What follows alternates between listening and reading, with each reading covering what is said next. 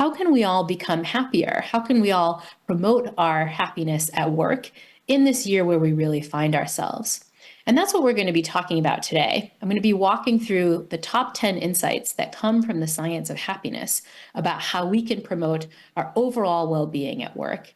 And the specific strategies I've chosen are ones that we have evidence work across different cultures. So these are the kinds of things that are going to work whether you're in a workplace in the US, in the UK, in Taiwan, abroad. These are the sorts of practices that we think are universal.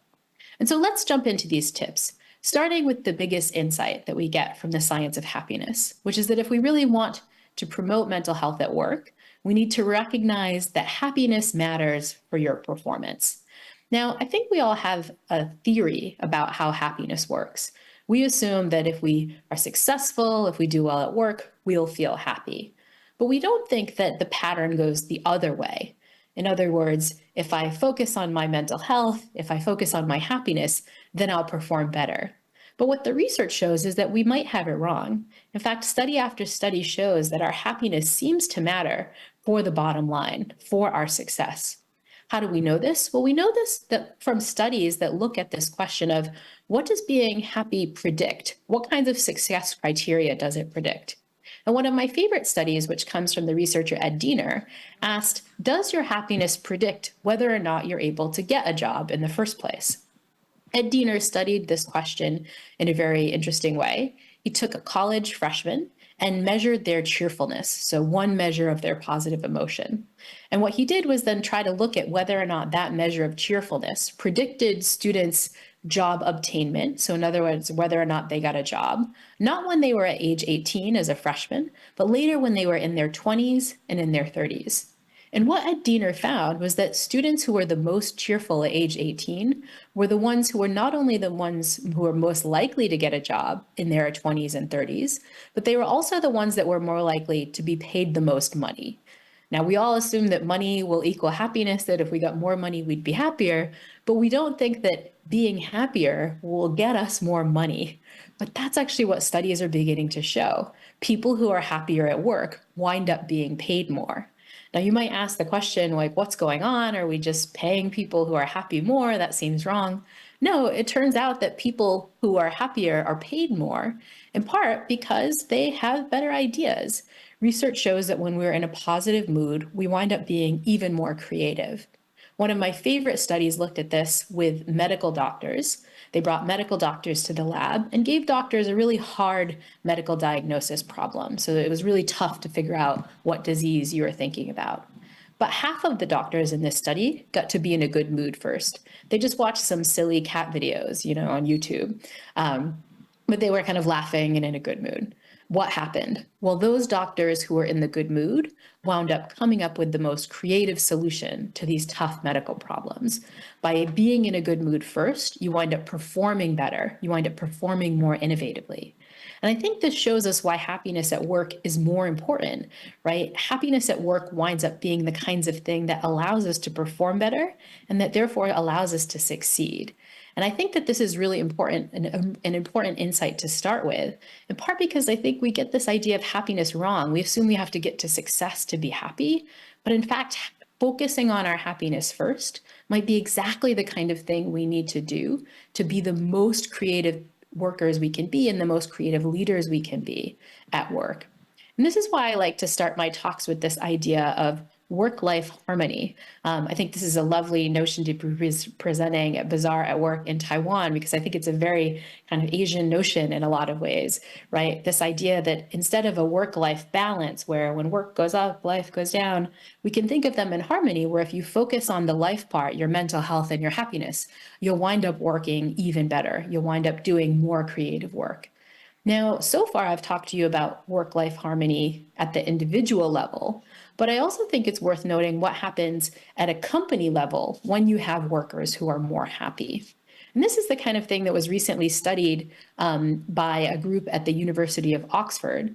They partnered with the job website Indeed, which is a website where you can rate all kinds of things about your job, your salary, how much you like it, and so on. But Indeed also has ratings of people's happiness at work. In fact, they have ratings of happiness at work for over 15 million workers at over 5,000 different companies. And so the researchers at the University of Oxford came up with a clever way to study the role that happiness at work plays in the success of a company. They asked the question, are the companies that have the happiest workers doing the best in terms of their stock prices? In other words, are happier companies making the most money? And that's what I'm going to show you next in this graph. Even though I'm kind of virtual right now, I'm going to try to nerd out and sort of walk through this graph here. What I'm plotting is across the y-axis, the amount that you'd earn in money if you invested $1,000 in the stock of different kinds of metrics. And you're going to see in the different colors as we go across time on the x-axis, in orange, the S&P 500, in the purple line, the Dow Jones, and in the green line, the NASDAQ 100. So these are the normal kind of indicators of the economy that you would see if you were looking at, say, the Wall Street Journal or a big newspaper. But the other metric I'm plotting, the one that's in blue, is what these researchers called their 100 well-being score. So this is like the Dow Jones or the NASDAQ, but for well-being. It is the top 100 highest, happiest companies in this data sample. And what you can see is if you plot how your investment in a stock would go if you invested in these high well-being companies, what you can see is that that blue line is at the top of all the other lines. What does that mean? That means investing in the top happiest companies would be making you the most money because those companies with the happiest workers are actually doing the best in terms of their stock performance. What does this all mean? It means that happiness really matters for our performance. It means that any success criteria you look at, from your own individual success to how well your company is doing, it seems to rely on your sense of happiness. That's the biggest insight we start with. Now we get to top insight number 9, which builds on ways that we can be specifically happier at work by focusing on our values. Top insight number 9 is that we can find ways to love our job by focusing on what researchers have called our signature strengths.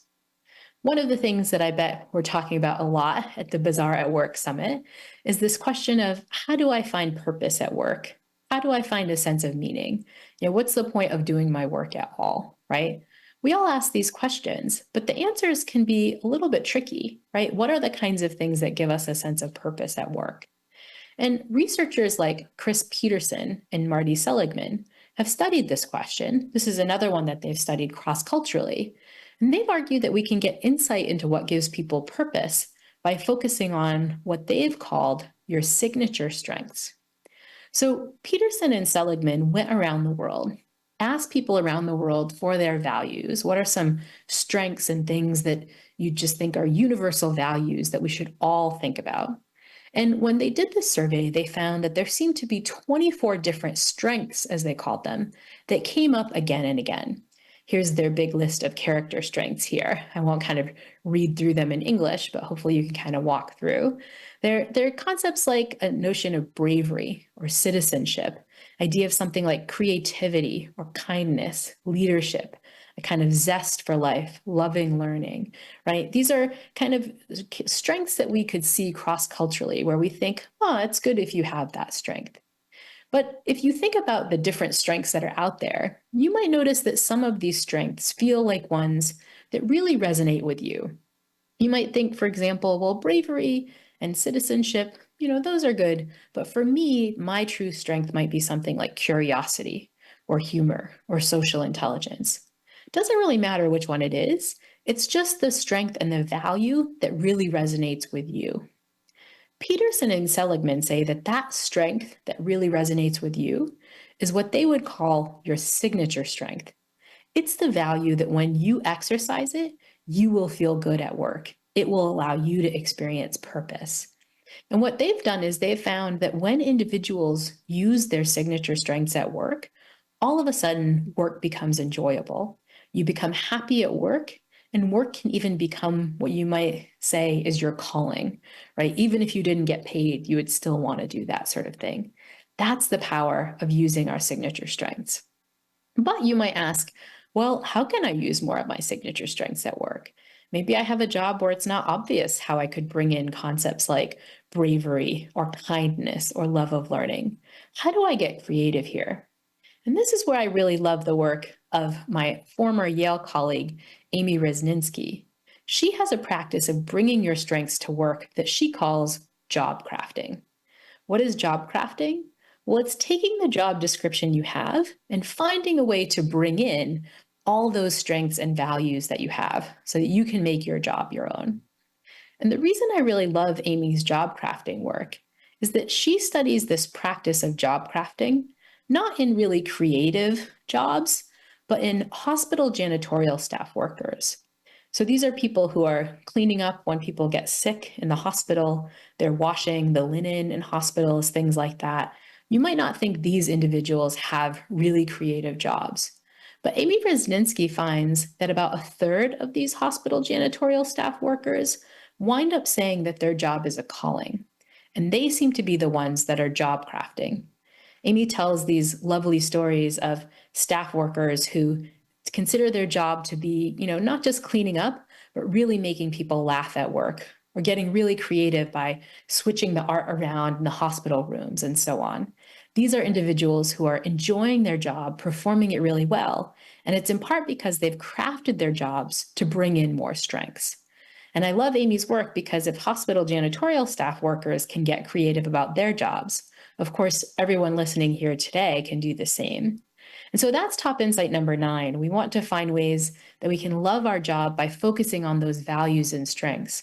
And I think to bring this one to the work that you all do, first, it's important for you and maybe even your teammates and employees to think about what their strengths are, really give some time to focus on these values, but then ask the question, how can you creatively bring those values into the daily tasks that you have at work? The answer to that question can turn your job into a calling. In high-pressure work environment, how do you suggest employers to make adjustment to help the employees to be more proactive at work? Yeah, I love this question because I think we really need to think about happiness in these high-pressure environments a little bit differently. I think a high-pressure environment where everyone is performing at their best level, where it's healthy stress and that stress is causing people to improve, that's great. But when the stress level turns into negative emotion, when it means that people are so stressed that they're not resting, they're not having time to sleep, they're not having time for the normal social connections, that winds up being really bad. And it winds up being really bad for performance too.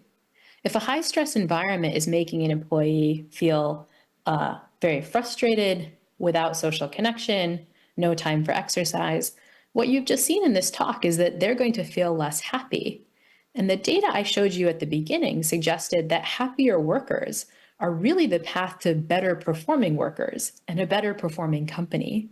And so I think we need to rethink how we talk about high pressure environments at work and ask the question, what can we do to bring in a little bit of rest?